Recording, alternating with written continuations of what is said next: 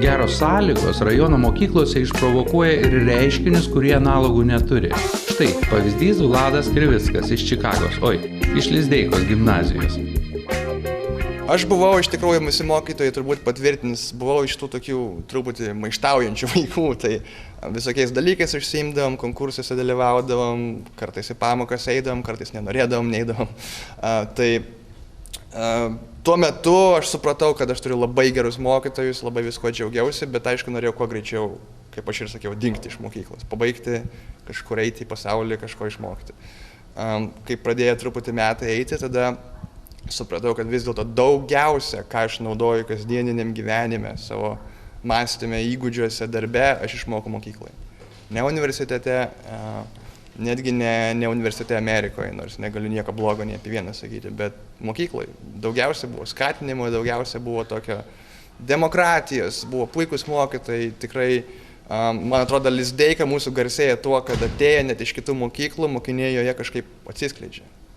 Tai visada buvo labai šilti prisiminimai, tiek pati mokykla, tiek mokytojai, tiek draugai, kurie dabar po visą pasaulį išsivarstė. Ir aš tiesiog, aš netoks jau senas, aišku, jiem aš senas, atrodo, bet aš toks aš senas, tai aš tiesiog save prisimenu jų vietoj, kad, žinai, ateini į tokią salę, ten kažkas vyksta, ar nuvažiuoja Vilnių, konkursai, teko visokių laimėti, respublikinių filologų konkursų. Ir jeigu kas nors šalia diplomo duoda kažkokį tai litą, yra smagu. Ir čia visai ne dėl to, kad, žinai, piniguose laimė ar kažkas tai tokio, bet, vaikai, bet mes visi esame iš provincijos, šiaip ar taip, iš Radviliškio.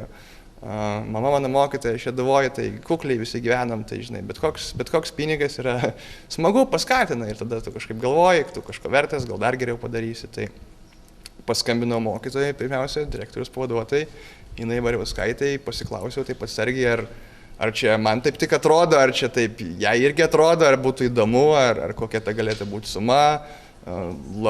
Sakau, su šitais žmonėm yra nuostabu dirbti. Jais, kaip anksčiau buvo, kaip mokiniui, taip dabar, sakykime, kaip kažkokiam buvusiam mokiniui. Va tai va viskas. Pakalbėjom, pasikeitėm e-mailais, pakalbėjom per telefoną porą kartų ir viskas, jie padarė nuostatus ir tikrai esu labai jiem dėkingas, nes jie už mane padarė darbą, tai čia 10 kartų daugiau ir mokytojai susirinko ir darbus skaitė ir renginį tokį padarė. Tai tiesiog, sakau, šilti prisiminimai iš tos mokyklos. Ko iš žiniasklaidos prašau, tai paviešinti tą renginį ne dėl to, kad man reikia Lietuvoje reklamos, bet dėl to, kad ta premija kitais metais būtų jau mokiniai mokiniams ar abiturientai mokiniams premija, nebe mano premija. Ir kad ten atsirastų dar bent vienas kitas, ar jisai galbūt verslą turi Čikagoje, ar jisai turi verslą Radviliške, ar Šiauliuose, ar Danijoje, nesvarbu.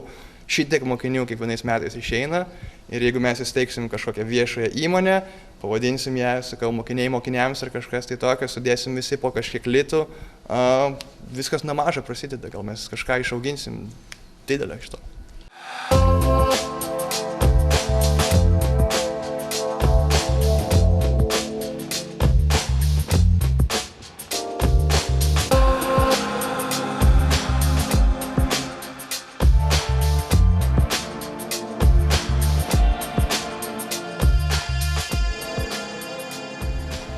Indre, atvirai, dabar tau svarbiau yra šita garbė, ar tau svarbiau tie pinigai? Aš tai žinau, gal iš tikrųjų tas faktas, kad iš tikrųjų daug žmonių pamatė, kad pagaliau taip nusireagavo, kad tai, ką darau, nes dažniausiai, kai padarai darbą, tiesiog nelabai kas ir pamato, taip sakant, gal dėl to, kad tai yra mažas miestas ir po parodas dar nelabai važinėja ir taip toliau, bet tai žinau. Iš tiesų labai nustebino, tokia idėja tikrai netradiciška ir tikrai originali. Ko gero netgi įkvepia ateityje, jeigu bus finansinės galimybės, galbūt ir pačiai tokių dalykų imtis. Iš tiesų pagarba tokiems žmonėms, kurie nepagaili savo finansinių išteklių tam tikrų ir suteikia kažkam džiugių akimirkų ir tikrai didelė paskata ateičiai tiems žmonėms. Tu spėjai pagalvoti, kodėl kiti žmonės, kodėl mes čia Lietuvoje atvažiuoja iš užsienio žmonės ir tvarko mūsų reikalus? Kaip tu galvoji, kodėl taip yra?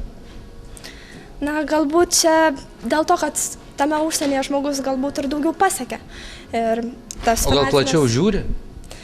Galbūt ir tai, man atrodo, visapusiška patirtis ir išplečia tą visą akiratį žmogaus ir padeda, paskatina tokiams sprendimams. Labai džiaugiuosi, kad ateina laikas, kada vaikai po kažkiek tai metų supranta, suvokia, ką yra davusi mokykla iš tikrųjų ir sugrįžta čia kaip padėką išreikšti, kaip grąžinti skolą ar tiesiog grąžinti išsineštą tai, ką jie šiandien turi užsidirbę mokyklos sąskaitą. Kalbant apie ateitį, aš tikėčiau, kad kitais metais daugiau turėsime motyvacinių laiškų, vaikai pradės patys gebėti ir norėti save pristatyti, plus bus paskatinti siekti daugiau žiūrėti savo ateities. Galvoju, kad kitais metais tikrai mes turėsime jau 2 laureatus ir aš labai tikiuosi, kad galbūt bus laureatų galima skelbti daugiau, jeigu Vladas daro kvietimą visiems sugrįžti į mokyklą, pinigėlių gal į fondą ateis daugiau ir bus galima turėti 2-3 šitokias premijas ir tuo būdu paskatinti žmonės eiti savo karjeros link.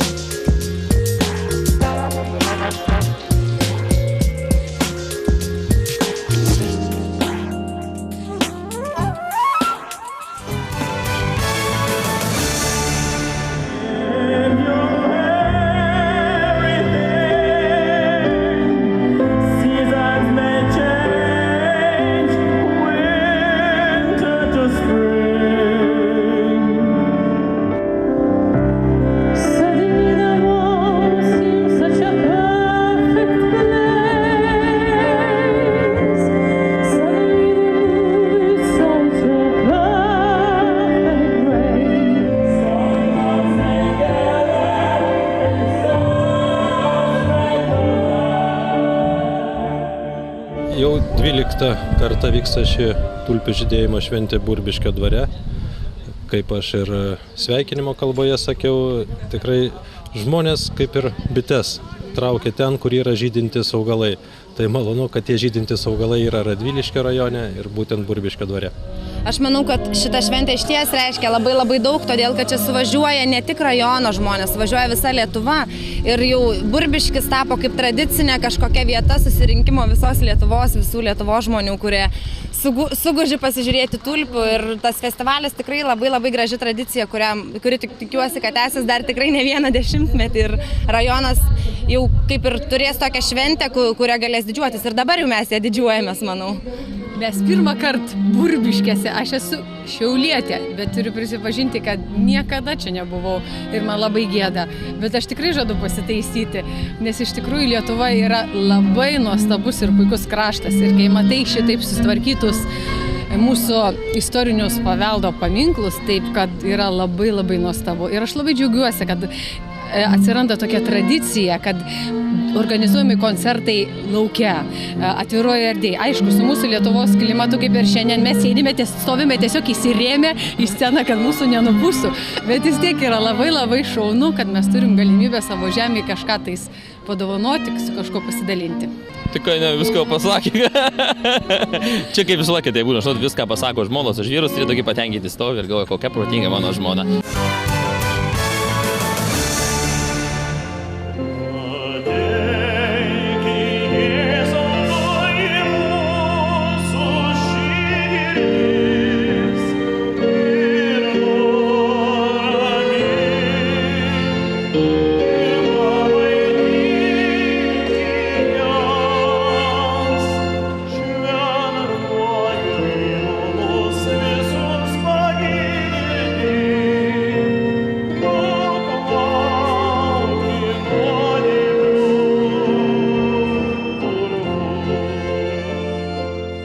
Pradžia vokalinė muzika buvo, dainos, kadangi tais laikais, kai aš pradėjau dirbti, tai buvo 62 metai, dainų trūkumas ir reikėjo rašyti, reikėjo versti iš užsienio ir teko, nuo to laiko pradėjau rašyti ir rašau iki šių dienų. Mano repertuaras visas yra mano paties kūriniai.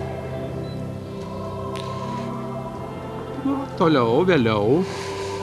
Nu ką, vėliau buvo mokslai ir Panevėžio technikumas, ir Vilniaus Tallat Kelpšos aukštesnioji dabar konservatorija, ir akademiją eksternų baigiau.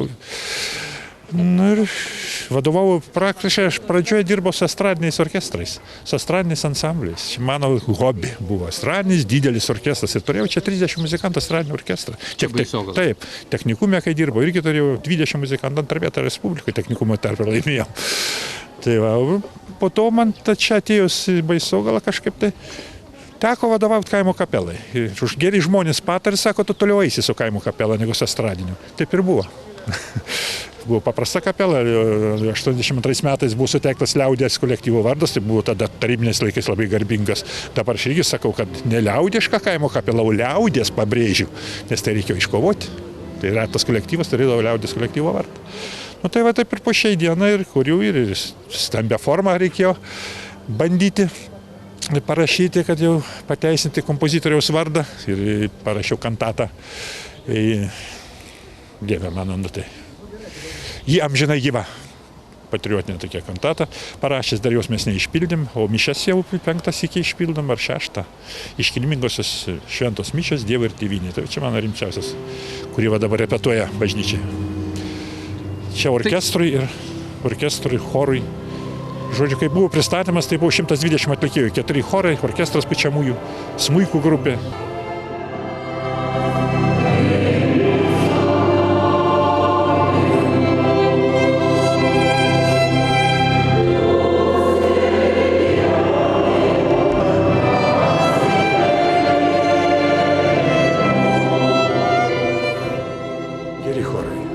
Rozanimo choras, mano gimtinės choras geras. Geras ir Baisogalos, nedidelis chorelis, bet švariai, gražiai gieda. Aš patenkintas.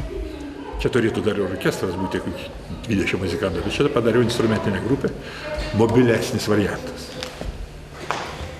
Už sienos yra nuotraukos, knygos, apie jas prašau prisiminti. Nu tai čia visa mano nuo pucinėlio nuotraukos. Tarybinė armija, kaip aš vadinu, tėvų ir brolių takais, Vorkuta. Ir technikumas, gyvulininkystės institutas, mane kaip į gyvulininkystės institutą čia atitempė. Ir po to, kadangi atidarė kultūros namus ir mane pervedė automatiškai į kultūros namus, ir taip susidarė, kad aš turėjau bėgti į technikumą, mane pakvietė ir aš dirbau 5 metus atidaviau technikumą. O to grįžęs vėl ir čia visas kelias. Visas kelias matosi nueitas, kaip paskaitai, jau čia mano leidiniai visi yra. 8 leidiniai dabar ruošiamas, 50 kūrinių ruošiu, partitūras kaimo kapelom išleisiu, gal iš metų, nespėjom surinkti knygos, nekaip. Tai va čia 8 leidiniai išleisti, o toliau atspindimas albumai, keletas albumų tik tai pagrindinė, nes iš visų kelionių mes praktiškai aš bendradarbiavau daug su Panevėžio Pinimėlio. Dainų ir šokių ansamblio vadovavo buvęs mano mokinys Bakanauskas Ričardas. Jis mane pakvietė 88 metais į Angliją važiuoti, buvo bėda. Ir nuo to laiko kiekvieną vasarą mes visą 10-metį davėmės po pasaulį. Nuo Australijos, Pietų Amerikos, Afrikos, Amerikos, Kanados, Italija 2 sykiai, Europą po kelius sykius, Prancūzija, Vokietija, Čekija ir taip toliau, Rusija be abejo.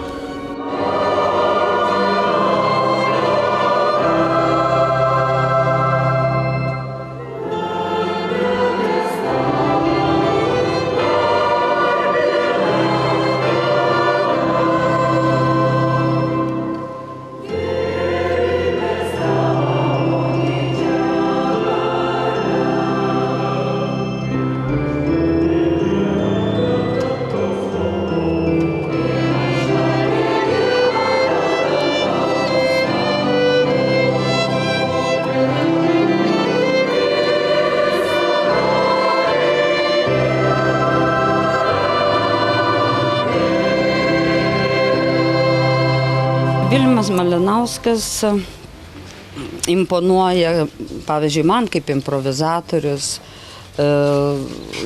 Jis puikiai sėda prie fortepijono ir įvairiuose vakaruose yra grojęs įvairiausias ir improvizavęs melodijas. Vilimas Malinauskas daugiaplanė, kūrybiška asmenybė. Tai pasakyčiau taip, tai yra kompozitorius, tai yra dirigentas, tai yra improvizatorius, tai yra videofilmų kūrėjas, tai yra pagaliau šmaikščių dainų žodžių autorius. Tai yra vadovas puikus, kadangi labai sugeba dirbti su jaunais, mažai žmonėmis, buvo ir įkurta Žvanguliukų kapela, mažųjų žvanguliečių kapelėje.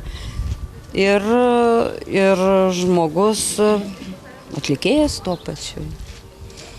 Taip, kad mes džiaugiamės, baisogaliečiai, kad čia Baisogaloje, nors kilimo nuo Rozalimo krašto, gyvena ir kuria jau nuo 1974 metų maestro Vilimas Malinauskas. Kada šnekam apie Lietuvą, apie krepšinį, tai pasauliui ištariam Sabonio pavardę ir visi žino, kas tai yra Lietuva, kas tai yra krepšinis. Tai Baisogalai mes pasakom Malinauskas, tai yra Žvangulis, tai yra Baisogala, tai yra vardas, tai garsas žinomas ne tik Lietuvoje, bet ir visam pasaulyje. Ačiū Dievui už dalgio skambėjimą, šienapjūtė vos ryto išaušus, kai matau sode rūkas pakyla ir diena tartum pjautuvas dyla. Ačiū Dievui.